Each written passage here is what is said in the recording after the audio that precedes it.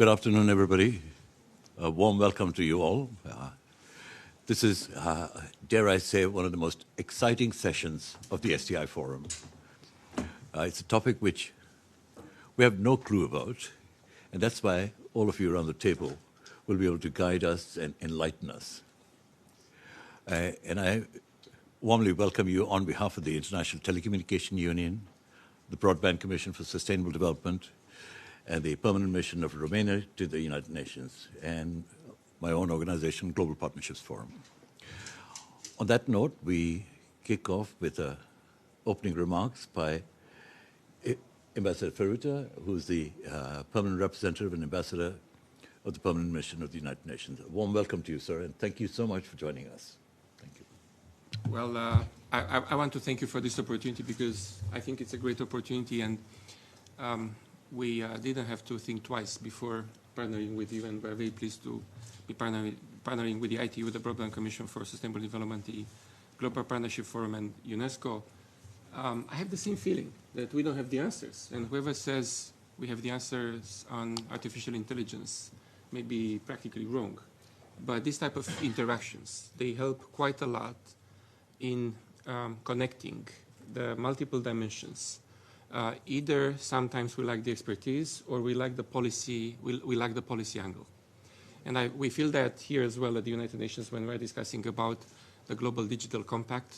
Everything that is connected to technology in general brings apprehensions or optimism, as it normally happened, and it's for a good reason. Industrial revolutions normally were measured in tens of years, hundreds of years, and now we had probably 2 technological revolutions in less than 40 years. And I always do this comparison with the computer enabling the Apollo 11 mission on the moon, which is now probably, I don't have it. I have more than that probably in my phone. And the newer generations of iPhones or the smartphones, they would be capable of handling multiple Apollo 11 missions on the moon. So it brings with it the promise, but also the opportunities, and sometimes, of course, vulnerabilities. And I'm very glad that we have this type of events because we can build on that.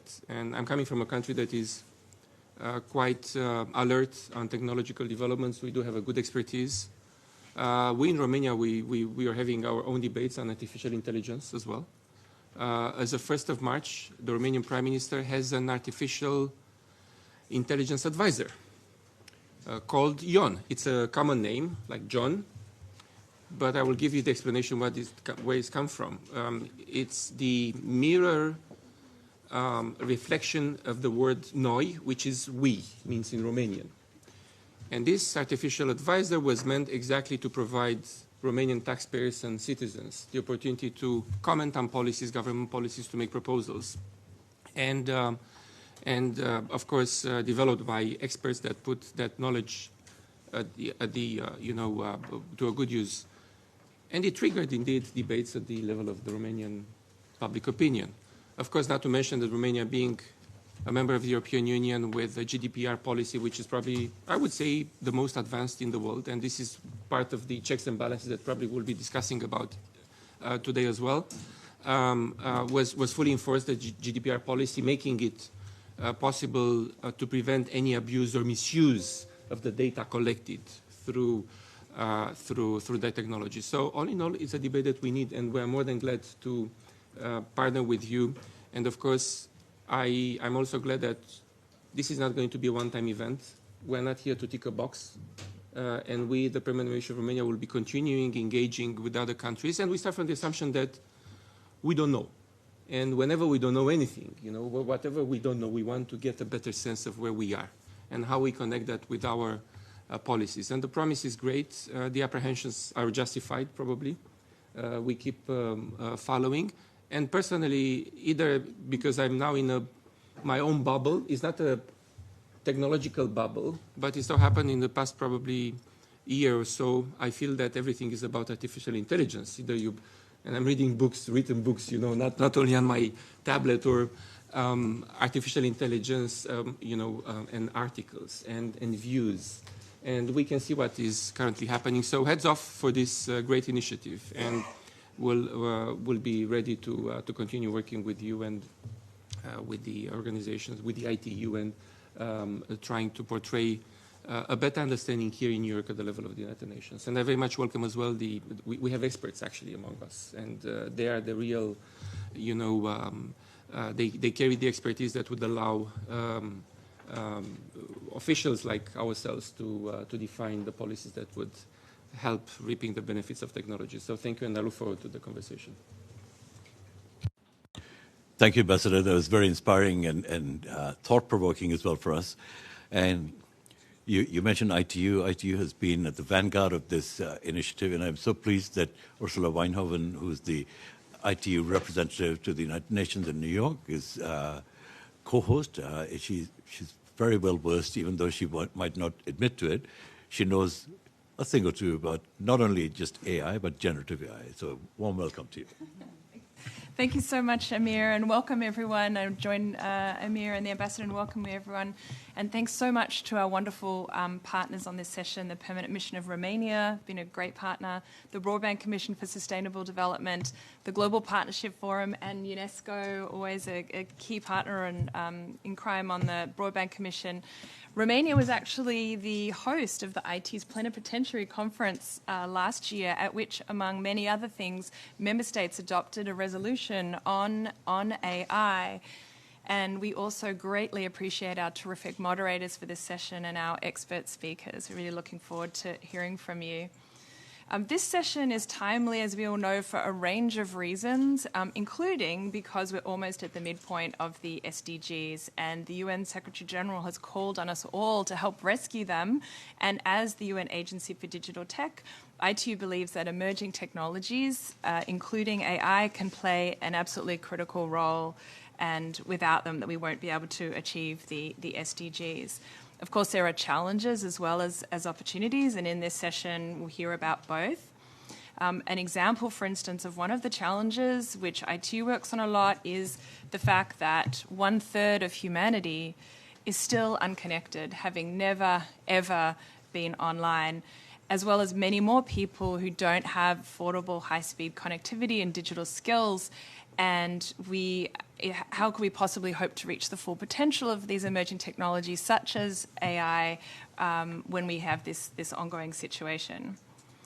Also, another one, how can we ensure that social inequalities and misinformation, disinformation won't be worsened? And what can we do so that new technologies don't reflect and even amplify the social biases of their designers and users?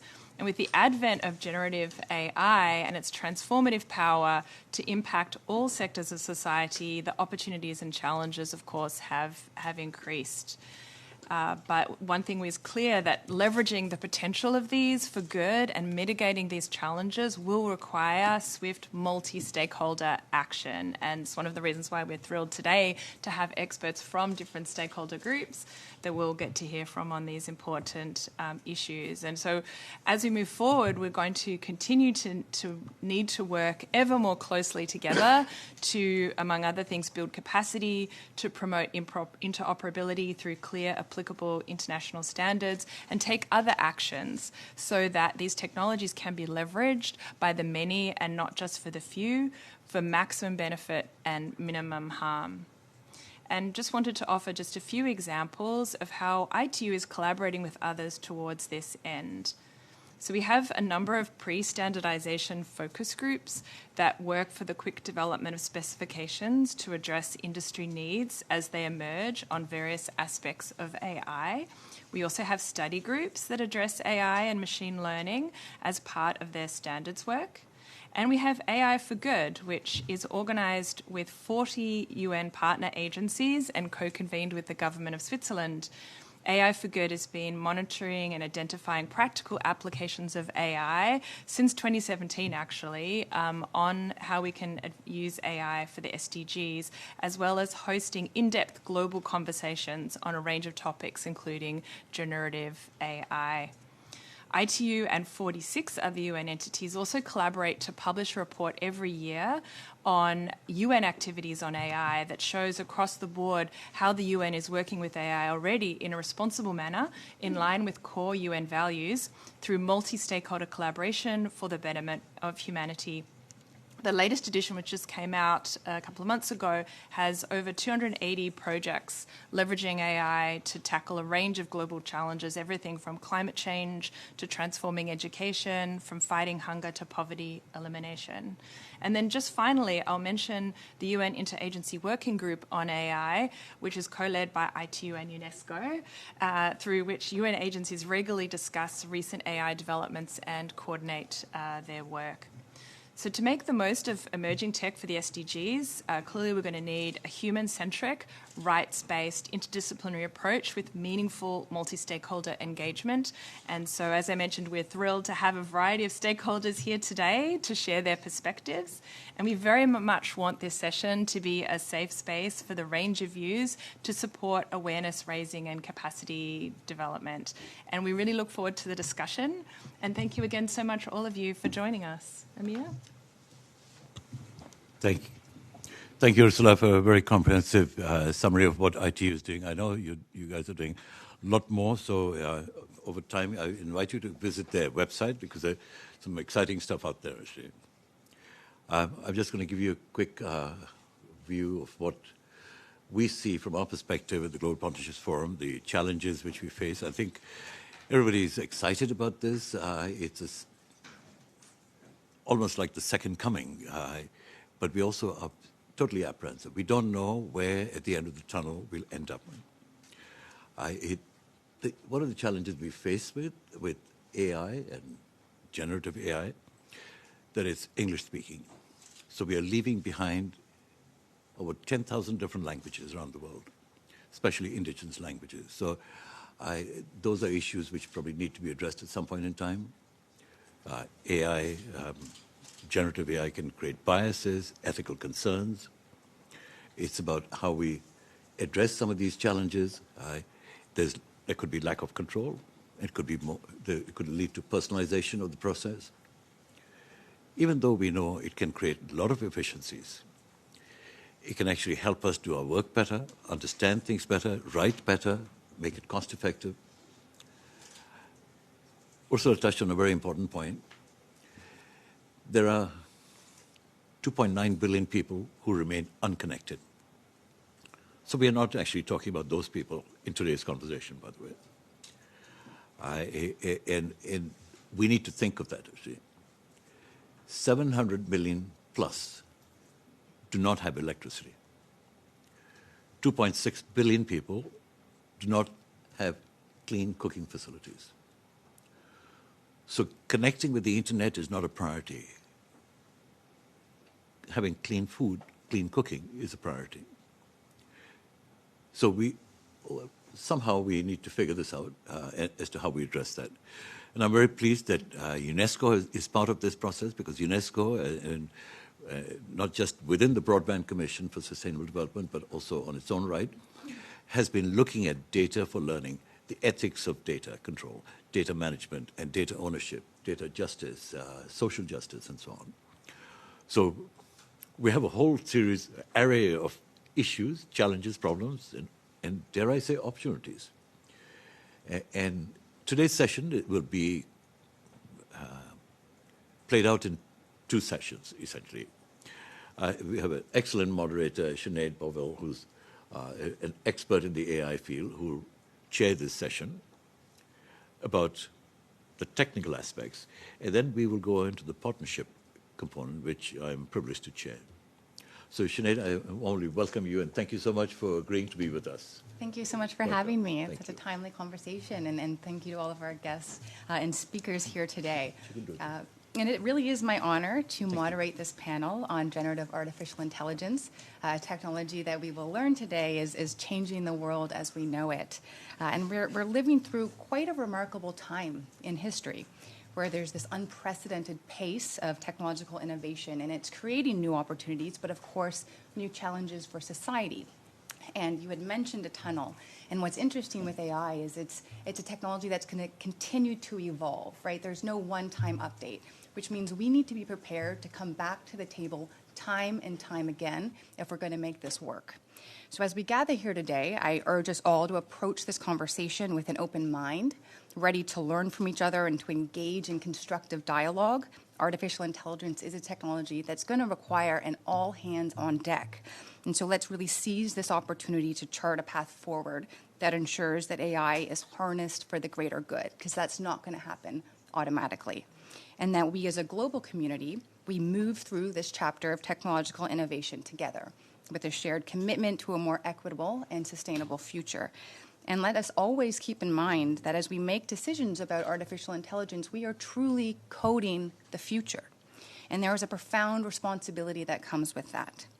So, with further ado, let's kick it off today. And for anybody that's not familiar with generative AI, on a very, very high level, we could describe it as a type of artificial intelligence that can create new content, from images to computer code, text to video, that is largely indistinguishable from the human-generated content it was trained on. So with that, I turn to our first guest, Mr. Dan Altman from the Technology and Society team at Google. So, Mr. Altman, so here we are. Can you speak to the magnitude of how transformative generative artificial intelligence could be and some of the problems it could solve, especially in relation to the SDGs? And is it really worth all of the hype? Thanks, Sinead. Can everyone hear me? Great. So, Sinead, I really appreciated how you gave us a definition first, because I think that's exceptionally useful. I think before we get too far into this conversation, it's really useful just to lend some scoping to what generative AI is. So Sinead gave that great definition, and I think it's useful to recognize that generative AI is but one small piece of this larger environment of AI use cases, right? It's used to create text, images, code, music, as Sinead alluded to. And it's also important to recognize that while we're experiencing firsthand the benefits and the excitement of this technology, and we're all getting to play with it, which I think is largely a good thing for society, we're still largely in the early stages of applying it to business use cases, let alone sustainable development goals. In fact, where we've seen the most impact so far, by far, in terms of tackling the SDGs, is through other AI capabilities, from classifying images and sounds to forecasting certain events to using ML-powered analytics. I remember back 4 years ago, Google announced this $25 million AI Impact Challenge, and it was essentially a call for proposals for organizations to submit their ideas on how to use AI for the Sustainable Development Goals. Even then, there was a lot of excitement. We received over 2,600 applications, and just to give you an idea of what sorts of capabilities they were harnessing, 41% of them were using computer vision, a lot of which was applied to satellite imagery. That's still exceptionally useful. 26% were using ML-powered analytics, 17% natural language processing, and then 9% speech and audio understanding. And so while a lot has changed, and these numbers may look different today, almost 5 years later, these other non-generative techniques, we shouldn't leave them behind as we think about AI for social good and for the SDGs, and they still remain critical and perhaps even more useful at this stage. But getting to the question of generative AI, what are some of the specific use cases, in, both within Google and in the context of the SDGs? I think it's first helpful to look at the capabilities of generative AI. They're good at summarizing bodies of text. They're good at synthesizing information. They're good at creating new images, often creatively, and they're good at synthesizing sound, even things like voices and music. And as we think about how this can help with the SDGs, I think it's very important to be specific about which SDGs and which indicators within those SDGs. Fortunately, the SDGs were constructed in such a way that they're trying to achieve specific targets within the broader goals that each of those set up. So I took a look at them earlier, and I found a few that I think generative AI will be specifically useful for. I think about SDG number 4, which is quality education. Some of those indicators are access to education, affordable higher education, literacy, an increased number of high-quality teachers. So already AI is being used in those apps. For example, AI is being used as a reading tutor, helping to listen to kids read in various languages, correct them on mispronunciations. We can think about how generative AI will help them create new stories and better tailor the lessons to those children. That, I think, is very attainable. If we think about number 3, good health and well-being, within that, R&D for medicine and vaccines is an indicator. Again, generative AI is just a small part of the solution here, but it is showing promise. So at Google, there's a specialist domain-specific large language model called MedPalm, and that's fine-tuned with the help of medical experts. That's shown state-of-the-art results in various medical tests, including the U.S. medical exam benchmark. So you can think of that as not a cure-all, but something that could help anyone from medical researchers to physicians with their day-to-day visits with their patients. I also think about SDG number 11, inclusive and safe human settlements. What stood out to me there is the indicator of protecting cultural and natural heritage. So Amir mentioned languages. I think one of the big underrated benefits of this AI boom over the past decade has been the fact that we can now seamlessly translate between over 100 plus languages. But as Amir mentioned, there are thousands spoken throughout the world, and these new large language models are showing impressive results at being able to translate between these low resource languages. That's because whereas before, even with older school machine learning techniques, you needed a lot of data, a lot of language pairings. Now you can do it not with no data, but with less data. And that's going to be helpful for languages spoken by many who don't necessarily have a lot of their vocabulary and text available online. The last thing that I want to close out with is measurement. So in many ways, the SDGs are a crucial tool to help us measure human progress. But in another capacity, we don't really have the best idea presently at how well we're doing across all of these indicators, because that requires so much data, and to analyze that data requires a lot of inputs. And as the saying goes, you can't manage what you can't measure.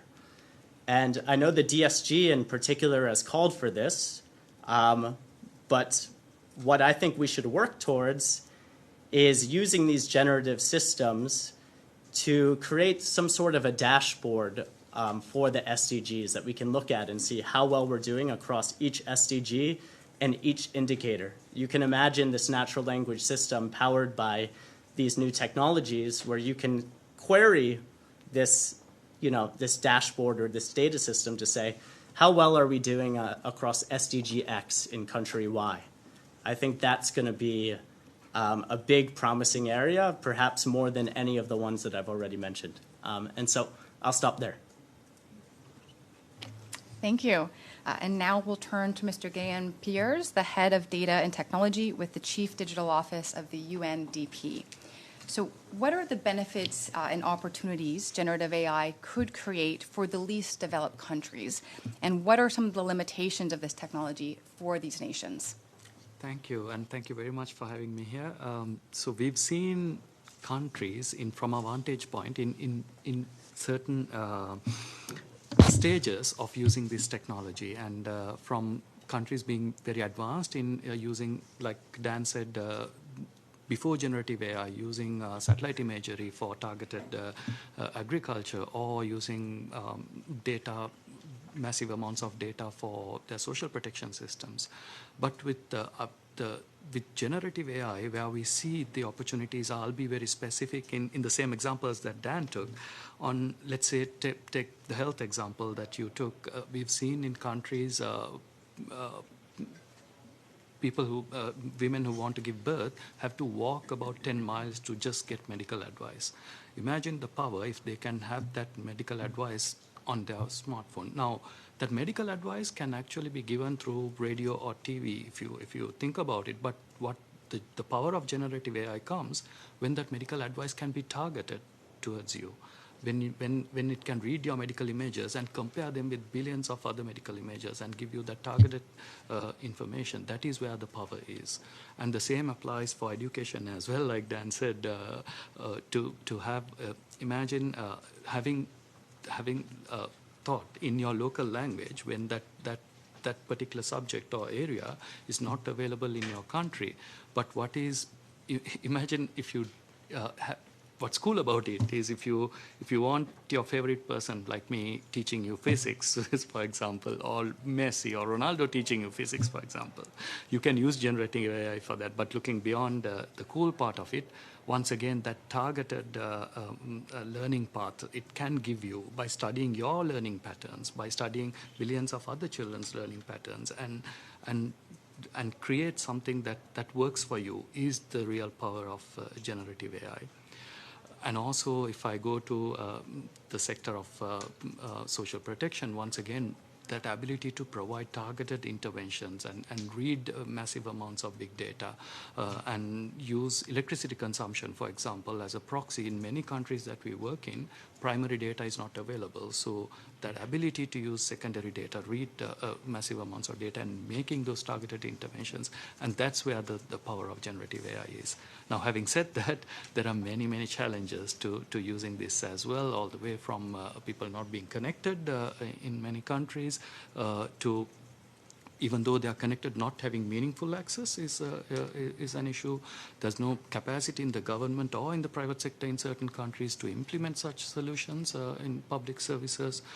So we are working with governments on many levels to address some of these basic level challenges, and also the most important thing, getting the data right as well. And that includes data governance, also putting people at the center of it, at any technology, respecting rights of the people, and being intentionally inclusive, as we call it, in any type of technology that we introduce in the country. And we work on many of these issues in different stages in certain countries to get AI right. And if we get it right, I believe we have the opportunity to achieve the SDGs, not just get from A to B, which we are already behind because of the pandemic, but to leapfrog from A to maybe K or L using AI as in terms of development. Thank you. Great, thank you. And I just wanted to highlight one of the comments that you had made about somebody being able to ask a generative AI system for a question. And pending we can verify the data.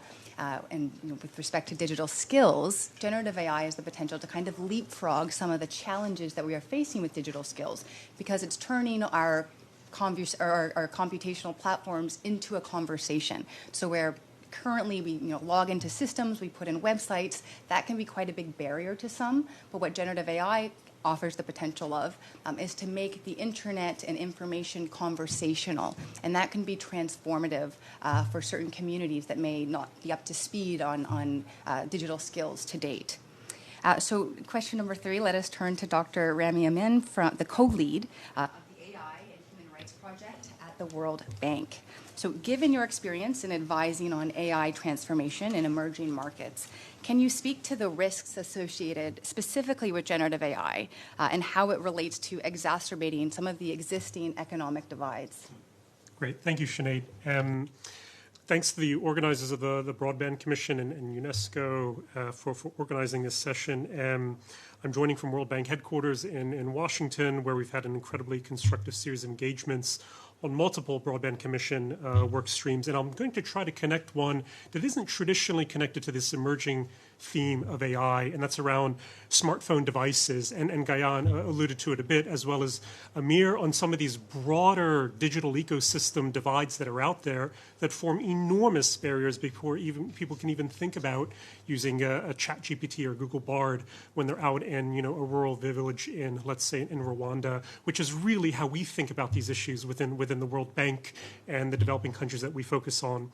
And so I'm excited to engage on this topic topic that's near and dear to all of us, because I think this is truly a historic period in AI development. I've just, there was a study published a couple of months ago, I believe by UBS, that said that 100 million monthly active users of ChatGPT in just January of 2023. So we're now in May. 100 million monthly active users. This makes it the fastest digital platform adoption in history. This is absolutely remarkable.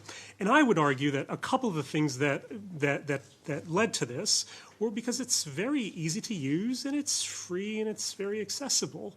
And if there was an expensive monthly, membership, I probably wouldn't have got it myself. But let's look a little bit more closely about, is it really that accessible? Is it really that easy to use from the perspective of, well, quite a few billion people in the world who are lacking the digital skills, who don't have the infrastructure, and as Amir alluded to, something that we don't often think about when we're thinking about AI, just reliable electricity that doesn't cut out, let alone reliable internet service that doesn't cut out. So let's talk about a few of the things that you would need to use generative AI, such as Google Bard or ChatGPT or so on. There's lots out there. First of all, and Gayan touched on this, you need a device. And for a lot of us in this room, that's going to be a laptop, a desktop. But for billions of people in the world, the way people are getting connected to anything digital is going to be through a mobile phone. Hopefully a smartphone that has advanced features, but for many people, it's not even a smartphone. It'll be a basic old feature phone, which has very limited functionality and cannot really connect to these sorts of advanced platforms. And if they can connect, you might have the reliable speed necessary to have that good user experience when you're trying to process things in real time. You can imagine the frustrations that you would get, and then you would just put these sort of tools aside. So you need a device, you need internet connection. What else do you need? You need to be able to afford these services. Internet connections come with a monthly user fee. You have to have a data package. And for most people that we're working with in our client countries, this is really quite a challenge. But I can say even in my home country, here in the United States, we have millions of people who still can't afford internet and are still not connected. So this really is not just a developing country issue. So what else do you need? You need the financial resources to potentially access what is increasingly, we are seeing some membership due-based versions of the most. ChatGPT-4, for example, does have a monthly user fee. So now you have a level of generative AI that is exponentially better, according to the creators, than ChatGPT, but now has a financial barrier associated. So now this is another layer of barrier that we're seeing already on top of the other countless barriers that I've just listed out. And what are some of the other broader things that you would need? Digital skills, and Sinead has already touched on this, but let me break down digital skills so it's really relevant to the generative AI discussion and not just the usual digital skills discussion that we have within digital connectivity events, which is around people being able to use their mobile phones, being able to use the buttons and the features and so on, how to use search engines. But if you've used these generative AI tools, there's this new function, this new word that we keep hearing, which is around prompting. You have to know about the prompts to enter into these platforms. You have to know about what is coming when you input a prompt. What are the potential biases associated with the output that you're going to receive? And what are all the constantly new prompts that are being developed? I would consider myself a somewhat sophisticated user of these platforms, and I think I probably only know a fraction of the prompts out there. I can't imagine what it is like for billions of other users around the world who are just getting basic digital skills together. So if you think about these broader ecosystem items that are needed, not just for generative AI, but just to get the basic digital connectivity and the digital ecosystem in place, I do think that not only is extant digital divides going to allow an AI-enabled era to be even further divided when it comes to digital development. But I think if you look at the economic gains, about where the gains from AI are coming, whether it's those who are the producers of AI platforms or those who are going to be benefiting in terms of firm gains, productivity gains, and so on, it's also going to further economic divides. So we'll reflect on the title of this session, Generative AI, Friend, Foe, Hope, or Hype. I certainly do not think it is hype. I can cross that one off. I'm extraordinarily hopeful, and I do like to see it as a friend. And I'm hopeful because a lot of the institutions that are sitting around this table, whether the developers of these technologies or they're on the policy multi-stakeholder side, I think there's lots of great ideas being generated, and I think these sorts of platforms are extraordinarily important for getting the best of those ideas to manifest. Thank you. Absolutely. Thank you so much for your remarks. So let us now turn to Ms. Amira Dalla, the Director of Impact Partnerships and Programs at Consumer. So Consumer Reports, what are some of the challenges you see that generative AI presents for our information ecosystems? And how should government and civil society think about mitigating the risks and capitalizing on the opportunities in this context? Thank you so much. And thank you to the Broadband Commission, the ITU, and the Global Partnership Forum, and the Permanent Mission of Romania for hosting this great event today. As someone who works in privacy security, I'm often called on to talk about the challenges. So I do like to say up front that I do see a lot of opportunities, some of which have already been highlighted by individuals at the roundtable. And very much underlining what Rami just said, there is so much opportunities to promote and help the SDGs. But as it is someone who focuses on privacy security, I am often looking at the challenges. And I do want to underline that the call is not to pause or stop generative AI right now. It is to prioritize ethics, transparency, inclusion in how they're rolled out and how they're developed. Because fundamentally, the problems we see now are not new. They are actually an existing issue that have been around for a very long time that are just supercharged by AI and generative AI. And Sinead talked about this earlier, where what we're facing right now will be continue to be faced throughout time. And so what we need to do is solve for something that is everlasting and ability to stand up to the ongoing emerging technology as it is constantly changing on a daily basis. But that does lead me into how are those supercharged issues coming about and the challenges. And there's three particular areas that I am focused on that I'd love to share with you all today. And one is really the misinformation or dissemination of false information that we're seeing right now through generative AI. And the ability to do so at scale is what is frightening.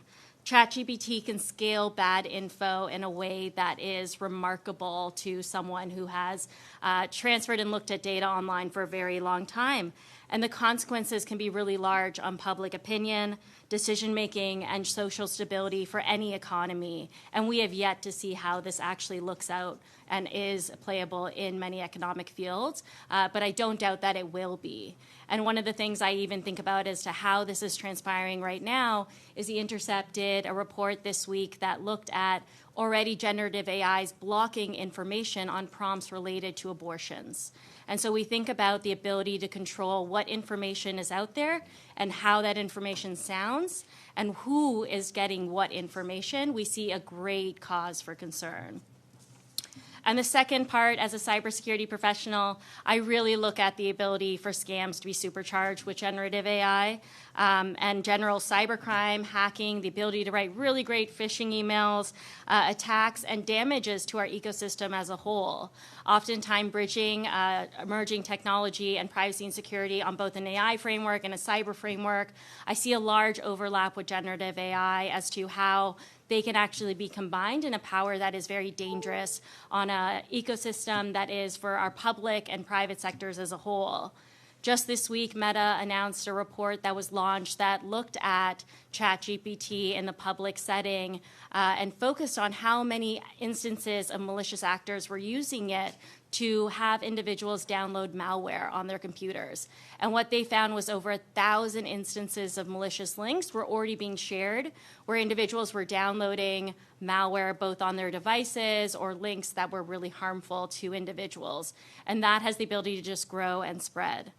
And the last one, where I look at broadly across AI programs, but I do see very commonly in generative AI, is the understanding of discrimination and bias that we're seeing within the data sets. all of these programs rely on huge amounts of data. And while I consciously think about the sustainability issues related to these large data models, I also think about what sorts of data have been used to provide these models particularly. And historically, these have been racist, sexist, and classist data that is being fed into the systems at play.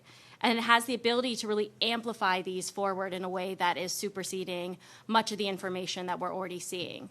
Right now, if you go on to generative AI and you search a CEO, a technologist, a business person, you will most likely see a white male coming up, whether it is in an image or in a text-based report. And that, to me, is just an amplification of already an issue that we have seen far too long online, and how that has the ability to spread that even further. And also, I think about so many other issues related to consent, languages, content copywriting, automated weaponization, psychological manipulation, censorship. There are so many issues that are at play here that go beyond even my core skills of knowledge, that I think about how we are going to be able to have the right people at the table to have these conversations and bring this forward. And so only when AI, and I'm talking about AI as a whole, which includes generative AI, can we center transparency, accuracy, and fairness? Can we really see the opportunities that are in front of us? And we need to understand what is the data going in, how it is used, and how does it represent people, so that we are not just being able to have the AI being used by us, but using it for us to be able to actually leverage the opportunities. Thank you. Thank you. And my next question will move to Mr. Guillaume Canella-Godoy, Chief of the Section of Freedom of Expression and Safety of Journalists at UNESCO. And I would ask if you could, we are running a little short of time, if you could keep your remarks to 2.5, 3 minutes, that would be really appreciated. Thank you. So thank you, and good afternoon, everyone. A pleasure to be here. Actually, should be another colleague from more the artificial intelligence side of the UNESCO talking about it, but they used AI to train me to do this session with you. Although I won't be able to take entirely my hat, that is the freedom of expression and human rights hat. So I will concentrate on that area in terms of the preoccupations with this process, and very much connected with what Amira just said. The first problem is that, of course, these things, they move in the light speed, while legislation in glacial speed, or regulation, or policies. But we can't forget that the human rights system that we have been struggling to create and enable in the last 75 years actually remains valid, and the principles are there. Well, they are difficult to implement with these new technologies, c'est la vie. This is the challenge. We can't just say, well, let's forget the human rights-based approach because it's difficult to implement here. That's not the challenge of the United Nations. The challenge is precisely the reverse. And everything we do related to the SDGs, that is the original question of this part of the session, is an element of decision-making processes.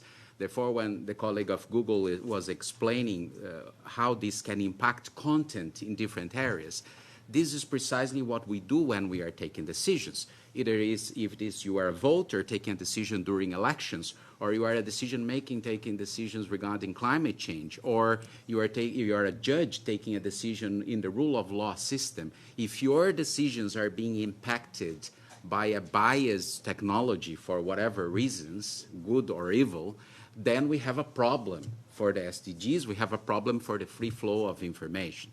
So the real concern here is that it's not just an issue of thinking on misdisinformation or the bad called fake news as a new problem. It's really how these new technologies can impact the decision-making process in a good way or in a very problematic way. We can take any of these examples, elections, etc., and see the both sides of the story. But let's take climate change, for instance. It's indeed the promise that we can solve climate change is very much connected to technological development.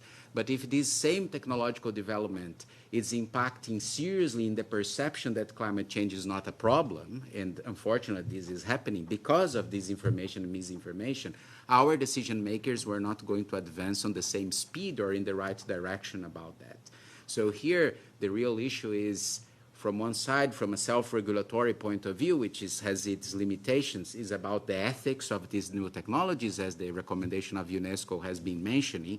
But we need to move further in terms of a discussion of a regulatory approach that is aligned with the international human rights standards.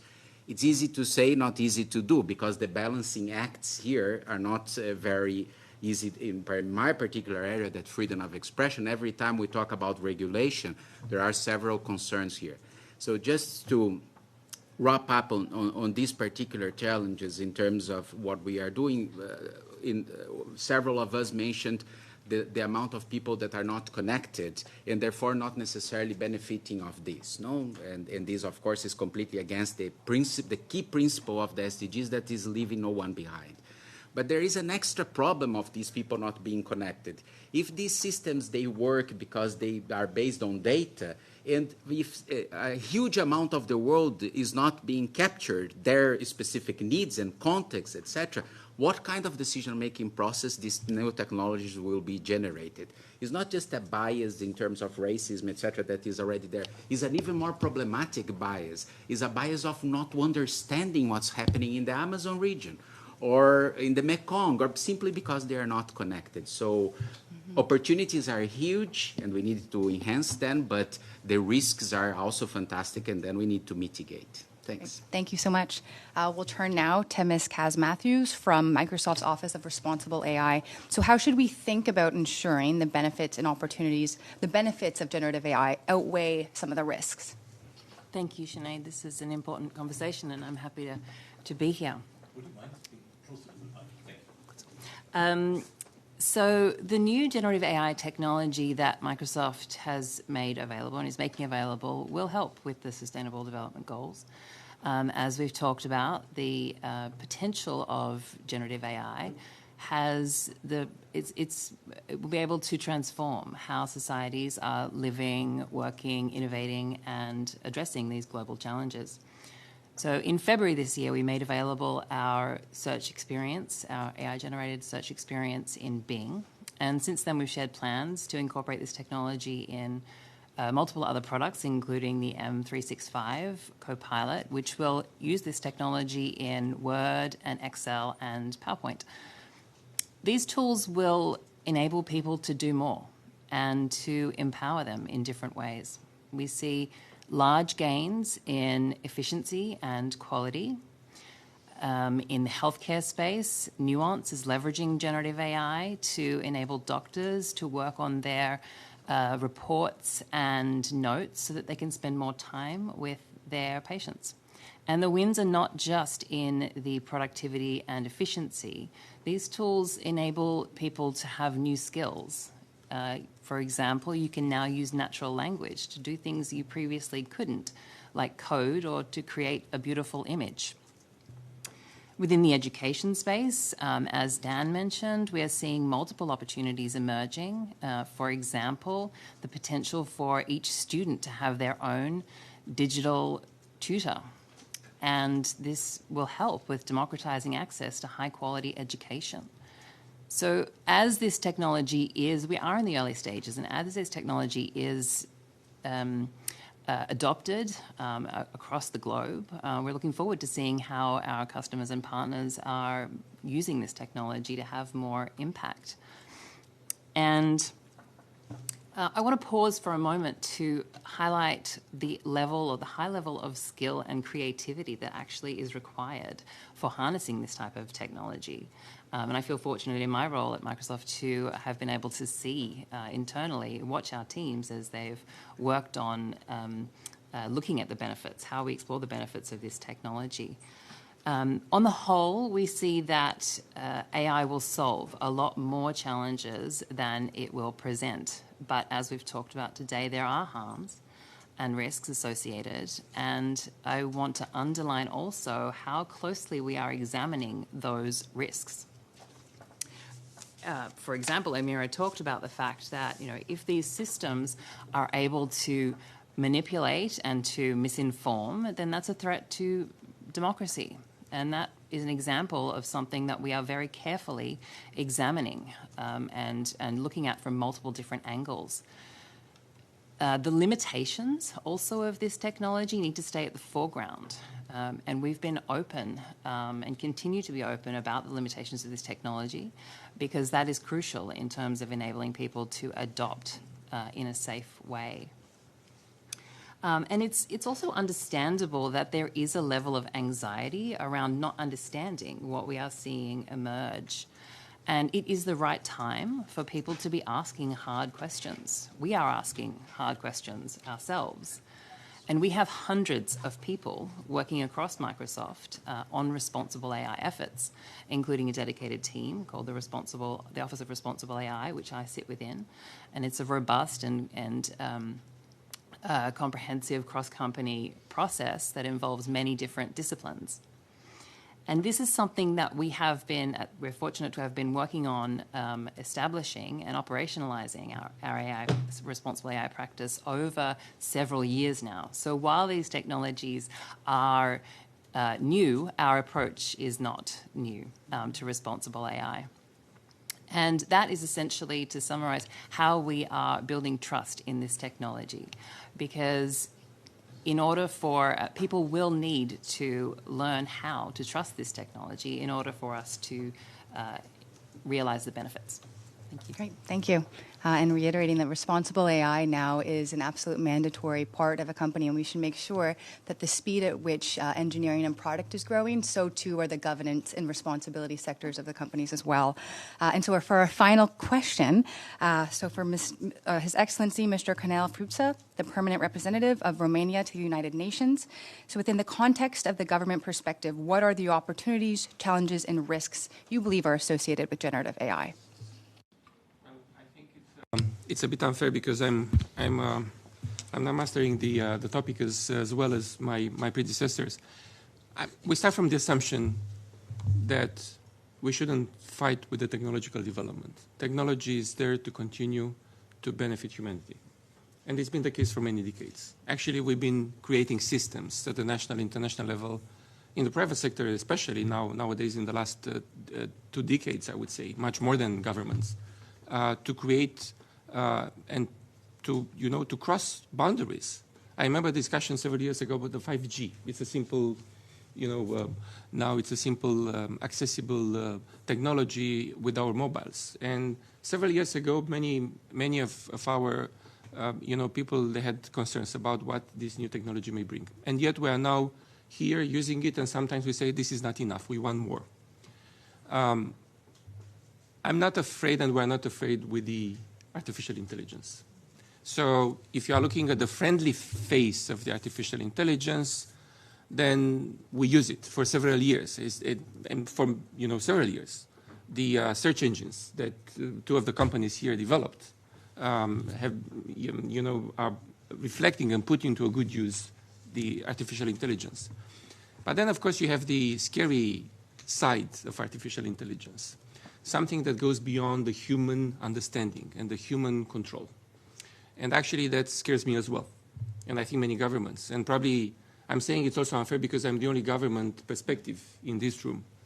But technology has been developed through public investments and continuous creativity and innovation. Governments were lagging behind, and they continue to lag behind. We managed to get the right balance in between making use and reaping the benefits of technology so far, simply because there was always a good outcome from this interaction between governments and companies. There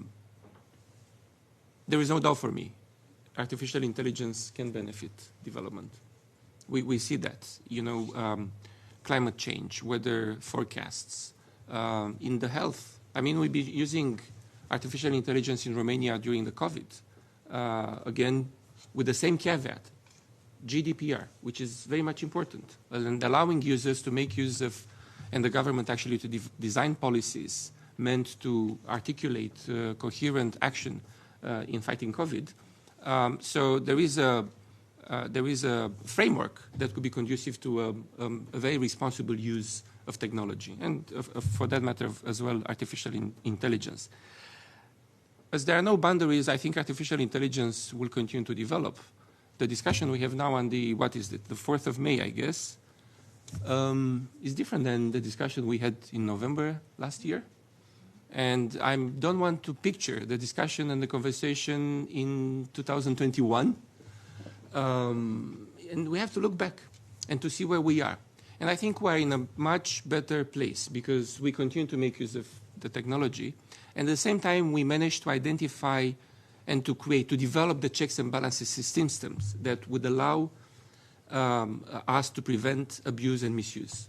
I totally take the point of disinformation. I totally take the point of cyber security, which is very much important. And it starts with everything. I mean, now I rarely use, I don't know about you, but I rarely use cash. I carry some cash with me. And even my children, when I ask them, I don't ask them, how many do you want me to send you? How many bytes do you want me to send you? Everything is in bytes now. So we cannot fight that, and we shouldn't fight that. But what we should develop from a government perspective is actually to regulate. And probably private companies would not be very much enjoying this type of approach, but there is no other option. Everything that we've been developing is benefiting humanity. We've been making use of that through regulation, not abusive regulation, but regulation that would allow us the responsible benefit.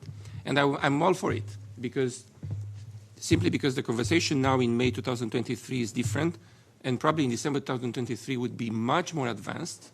And we're all waiting for the launch on the market of the new artificial intelligence tools that were announced. I had the curiosity myself to test the ChatGPT. I had the curiosity, I'm saying, because I was not ready to go for that, and not mentally. But I said we need to understand much better what it means. But I was amazed with the result. And there was a friend of mine who's a professor at a famous university here in the United States. He told me, you should try. And he tested.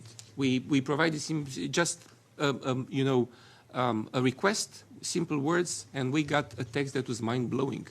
I could have read from that probably here, and they would have said, well, that's smart. So the human control and the human involvement is always important. And I would resent, and I would be definitely trying to prevent through our work here, what we are doing as the national level, at the international level, United Nations, to prevent a situation where none of us would know what exactly we are talking about. We are still in a better shape because you know what you are talking about from a technological and expertise point of view. I don't. But we are here actually to connect the dots. And if we are to look at something that we all need to do, is exactly to combine the knowledge, technical expertise with a policy orientation. Unfortunately, we don't have that yet. But that's why we need events like this one. I took already too much, so I'll stop here. No, that was great. Thank you so much, and a great way to close out. And I will conclude by saying thank you to our distinguished speakers. And regardless of what you may believe to be true about the future, the best thing we can really do is prepare for it.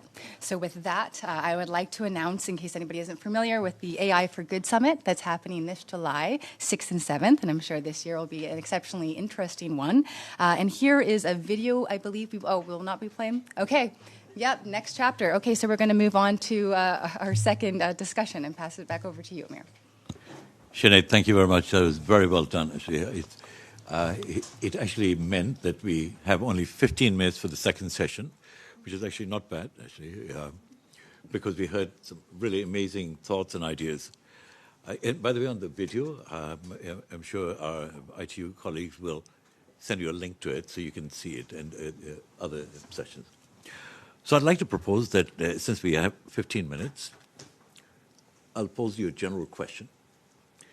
And within your sphere of expertise and where you are going forward on, if you could answer that in 60 seconds. I'm giving you 60 seconds. I know it's a challenge, but then you can use ChatGPT or Google Pod to answer that question. So we've heard the opportunities, the challenges, and we know that generative AI can help in a number of ways to address the SDGs. We also know that there are some pitfalls, dare I say. The people in this room, and there are, I would say, millions out there outside who have ideas. Some of the corporations in this room are already thinking about how to address some of the challenges. So I'd like to ask, how can you address some of these challenges, and how can you build on these opportunities through multi-stakeholder collaboration? In other words, through an inclusive process where you bring in state and non-state actors. And in our traditional terminology, often when we call non-state actors, sometimes we forget that the real players are the stakeholders. So Guillermo mentioned, those who are unconnected, how do we bring those in? Those who don't speak the language, how do we bring those in? So that's an easy question, and you have 60 seconds. And I'd like to start with Rami Amin.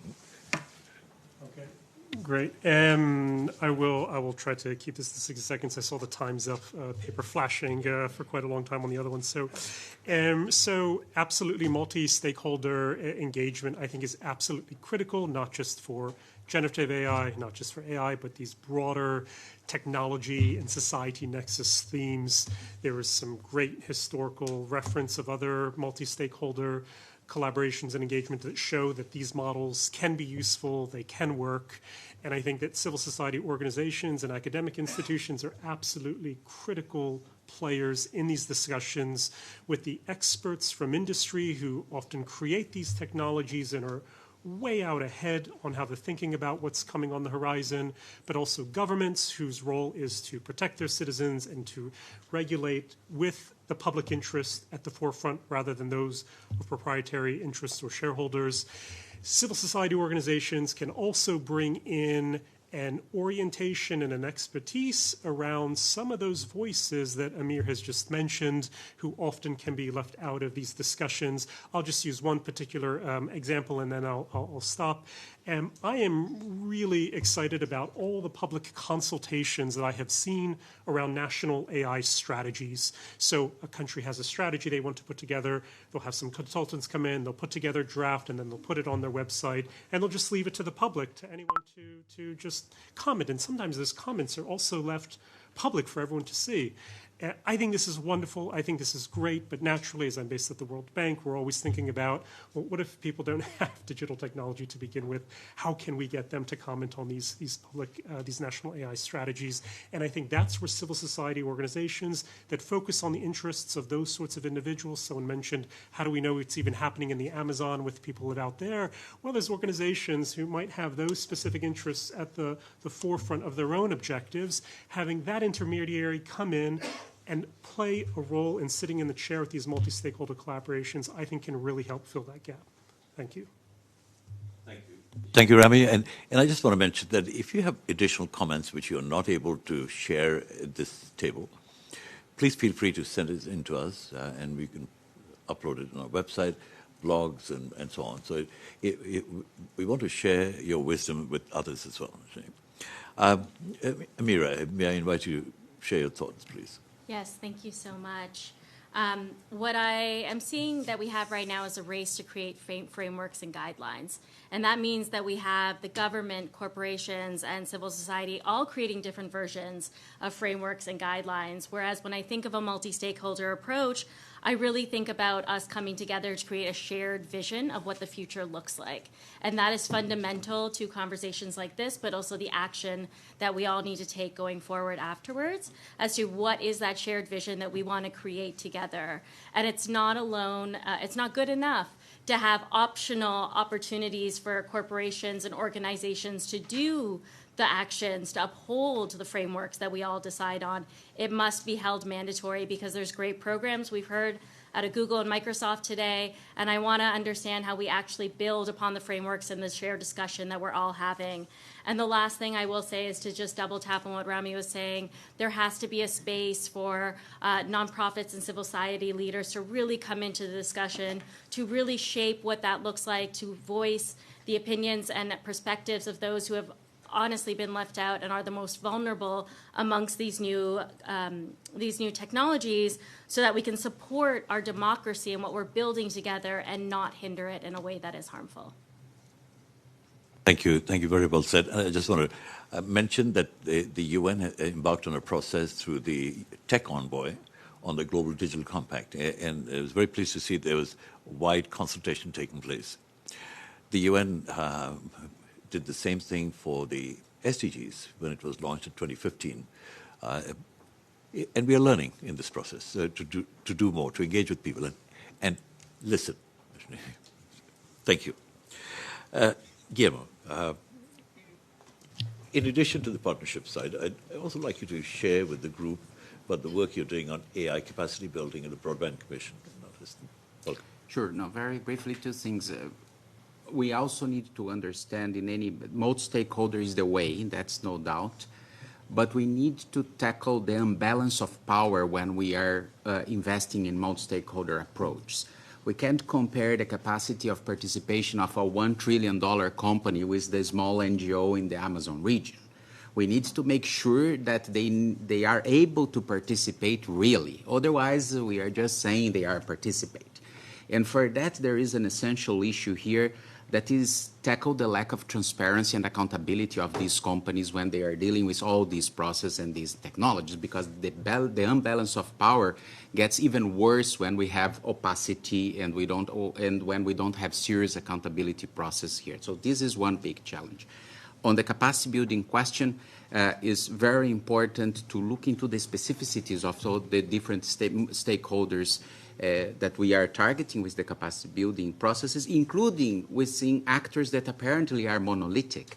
So governments are not monolithic. It's not the same thing to do capacity building of judges, the one thing UNESCO is doing, rule of law and artificial intelligence, or other civil servants. There is including a guidance produced under the umbrella of the Broadband Commission on the capacity building of civil servants. So this is fundamental, but we will need to invest a lot more in tailor-made elements for those different stakeholder groups, because they are not the same in relationship with these new technologies.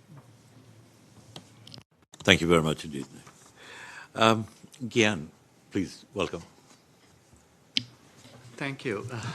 Even though AI is a sort of household term right now for us, for many governments, it is not. And whenever we try to talk about AI with them, they say, "Oh, that's for future. Let's come back in 5 years, and let's talk about it." It is important to understand it is now, and sometimes we tell, like, you'll be surprised to see how many AI use cases are in your country on AI.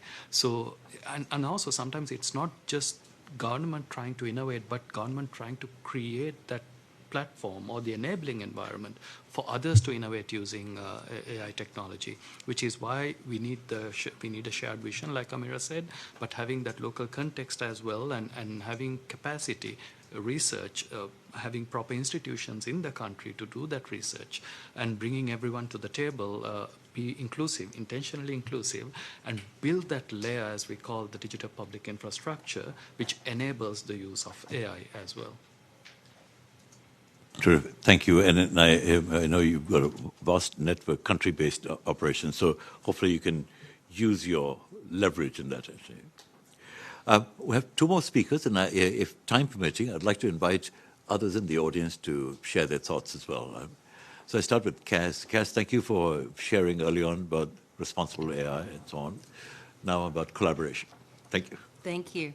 There are many collaborations that I could speak to, but I think with limited time, the one that I'm most excited about is the fact that we are launching a responsible AI fellowship in collaboration with the Stimson Center's Strategic Foresight Hub. And that fellowship will convene members of civil society, policymakers, academics, and people working in industry who are working across developing countries.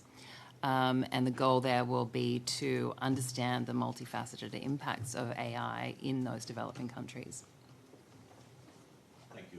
Thank you. That's very helpful. Appreciate that. And thank you for keeping it short. Okay, Dan, you're next. Thank you.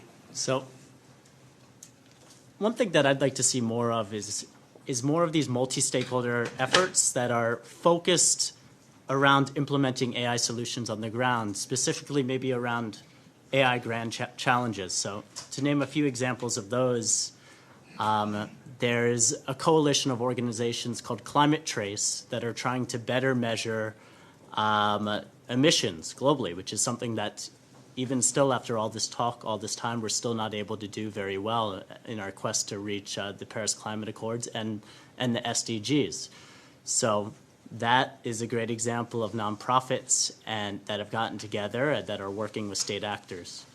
Another example is Lacuna Fund, which is a coalition of nonprofits and state actors from McGovern to Rockefeller to Google to the Canadian government that are working on providing labeled data sets to train models that will be behind solutions in low and middle income countries. Again, that is something that's focused on AI solutions on the ground, and I'd love to see more of that. And then the last thing that I'd mention is that I think in order to do any of this, whether it's, forming risk management frameworks or regulation or responsible AI, you just need more capacity, more expertise. And the more training and the more experts that we have in these coalitions, in these nonprofits, in these governments, the better. And we have a long way to go there. Thank you, Dan. That's very helpful. And I know we don't have enough time, so I apologize for this. I thought we'd try and condense it a little bit so that if there are any other speakers who would like to take the floor, I'd like to suggest a 1-minute intervention. Please introduce yourself so that I can have the opportunity to give to somebody else. Thank you so much. My name is Anita Gurumurthy, and I'm part of the 10-member expert group of the TFM. Very, very interesting discussion. I just have 2 more questions to add to the complexity. So I don't have the answers, but 2 questions. I think the first question is that of the counterfactual. Would it be more efficacious to train, for instance, frontline health workers rather than subject, the extremely impoverished hinterlands where, there are issues with, let's say, lack of information about pregnancy, etc. So why are we trying to give a very expensive AI-based solution, which seems free at the receiver's end, when it would be better to just train frontline workers to do their jobs better? What is the opportunity cost for combating, mitigating misinformation on scale, for instance? So that's also a question of counterfactual, and we need evidence on that. My second point is about what is the role of governance? Should we look at rule of law and the role of ethics as a post facto instrument?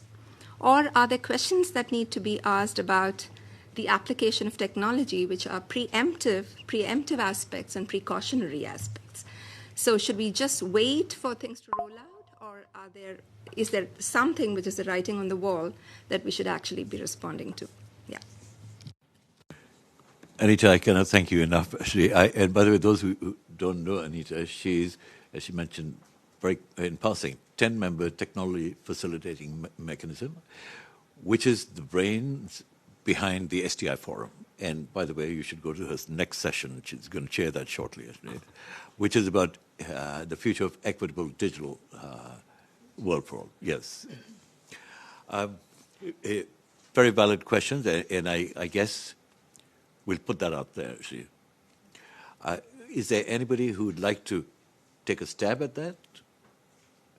You have 30 seconds to do, if you want to answer that. Otherwise, maybe if there's another question somebody wants to ask. Please, sir.